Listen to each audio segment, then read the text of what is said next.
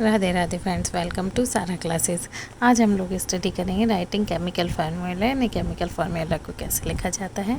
The chemical formula of a compound is a symbolic representation of its composition. यानी कि अपनी composition का एक सिंबल के रूप में जो रिप्रेजेंटेशन है वो उसी को केमिकल फार्मूला कहते हैं। जैसे मैग्नीशियम और ऑक्सीजन का जो केमिकल रिएक्शन होता है वो उससे बनता है मैग्नीशियम ऑक्साइड। तो उसको सिंपली वर्ड्स में ना लिख के जब उसके सिंबल रूप में लिखा जाता है तो उसमें जो उसको ही केमिकल फार्मूला कहा जाता है।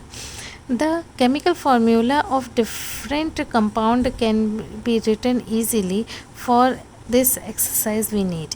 ठीक है, तो जैसे जो भी किसी भी अलग अलग कंपाउंड का जो केमिकल फार्मूला है उसको बहुत इजीली लिखा जा सकता है। ठीक है ना। इसके लिए हमें क्या चाहिए पड़ेगा, सिंबल और जो कंबाइनिंग कैपेसिटी है एलिमेंट की उसको लर्न करना होगा।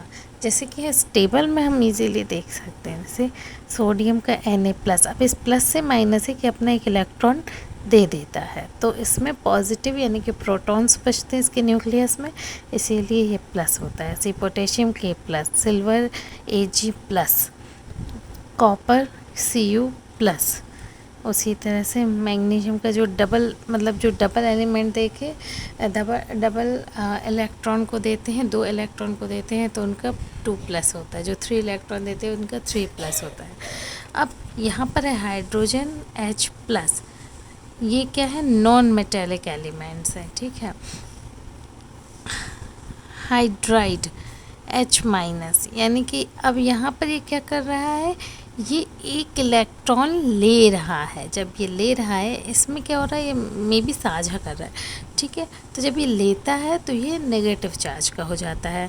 उसी तरह से क्लोरीन है, ब्रोमीन, तो ये सारे इन सभी के जो है उनकी रिएक्टिविटी और उनकी अकॉर्डिंग इसको हम मेंशन करते हैं। ठीक है, अब आ जाते हैं यहाँ पर द कंबाइनिंग पावर और capacity of an element is known as its valency. यानी कि वो कॉम्बिनेशन करने की पावर या उसकी कैपेसिटी किसी भी एलिमेंट की, उसको उसकी बैलेंसी कहा जाता है।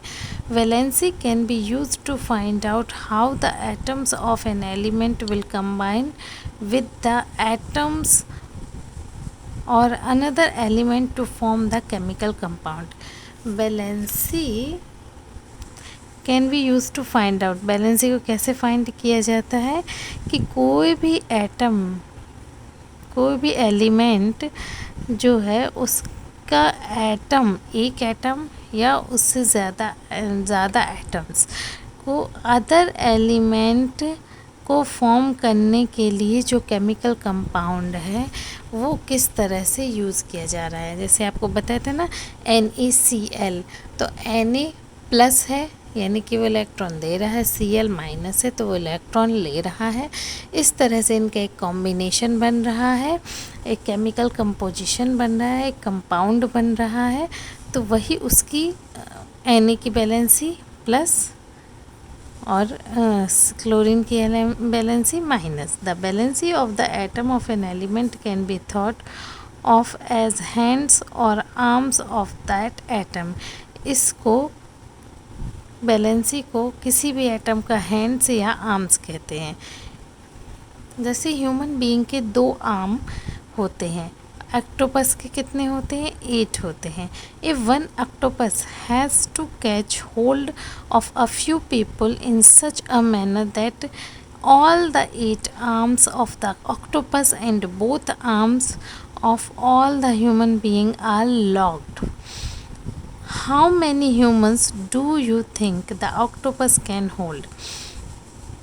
यानी कि यदि कोई ऑक्टोपस है वो कुछ पीपल को पकड़े, ठीक है, जिसमें कि ऑक्टोपस के सारे 8 आर्म्स हों और ह्यूमन के दोनों आर्म्स हों। ठीक है, तो आपको क्या लगता है कि एक ऑक्टोपस कितने ह्यूमन को पकड़ सकता है? Represent the octopus with O and humans with H. Can you write a formula of this combination? Do you get OH4? है ना।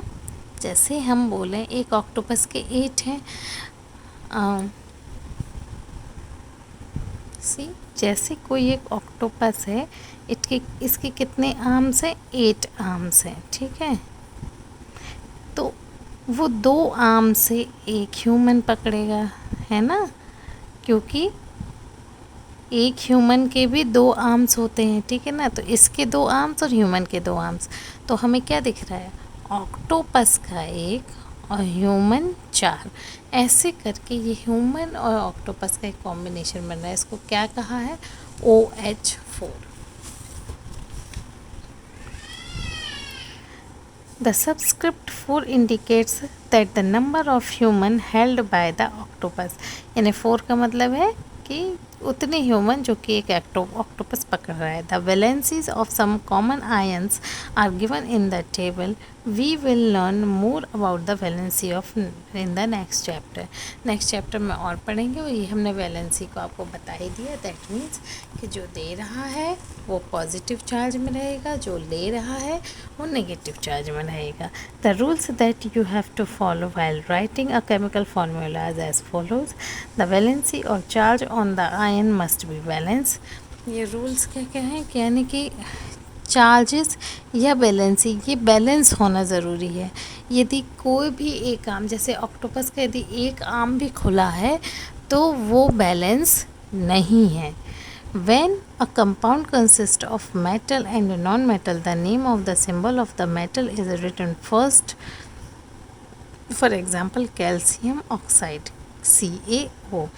यदि कंपाउंड में एक मेटल है और एक नॉन मेटल है तो पहले हम मेटल को लिखते हैं फिर नॉन मेटल को। जैसे कैल्शियम ऑक्साइड में CaO, सोडियम ऑक्साइड में NaCl, आयरन सल्फाइड में FeS। तो इसमें मेटल पहले, नॉन मेटल बाद में। Copper oxide CuO। Where oxygen, chlorine, sulphur are non metal and are written on the right, whereas calcium, sodium, iron and copper are metals and are written on the left, ठीक है। यानी कि ये सब non metal है तो ये right side लिखे, और मेटल है तो ये लेफ़्ट साइड लिखे, यानी कि पहले हम मेटल्स को लिखते हैं, ठीक है। In compound formed with polyatomic ions, the number of ions present in the compound is indicated by enclosing the formula of ions in a bracket and written the number of ions outside the bracket. For example, अब यदि कोई compound है जिसमें कि polyatomic ion, जिनमें कि ion ज़्यादा हैं, तो उसको क्या किया जाता है? उन दोनों कंपाउंड को ब्रैकेट में लिखकर नंबर ऑफ़ आयंस को बाहर लिख दिया जाता है, ठीक है। जैसे कि MgOH2, यहाँ पे ऑक्सीजन और हाइड्रोजन एक कंपाउंड है, इसके कितने 2 एटम्स हैं, यानी इसकी वैलेंसी 2 है, तो इसको 2 को बाहर लिखा गया है। In case of number of polyatomic ion is 1, the bracket is not required. यदि इनका वैलेंसी 1 होता तो ब्रैकेट का रिक्वायरमेंट नहीं था, यानी कि NaOH लिख देते। तो इसमें दोनों की वैलेंसी कितनी है? 1 है, तो इसीलिए इसकी वैलेंसी 1 है, तो इसीलिए इसको 1 लिखने का नीड नहीं है। Formula of a simple compound. अब हम नेक्स्ट क्लास में पढ़ेंगे सिंपल कंपाउंड का फार्मूला कैसे होता है। आई होप आपको समझ में आया होगा, क्लास पसंद आई होगी, और यदि क्लास पसंद आई हो तो please like, share and subscribe my channel. Thank you once again. Radhe Radhe.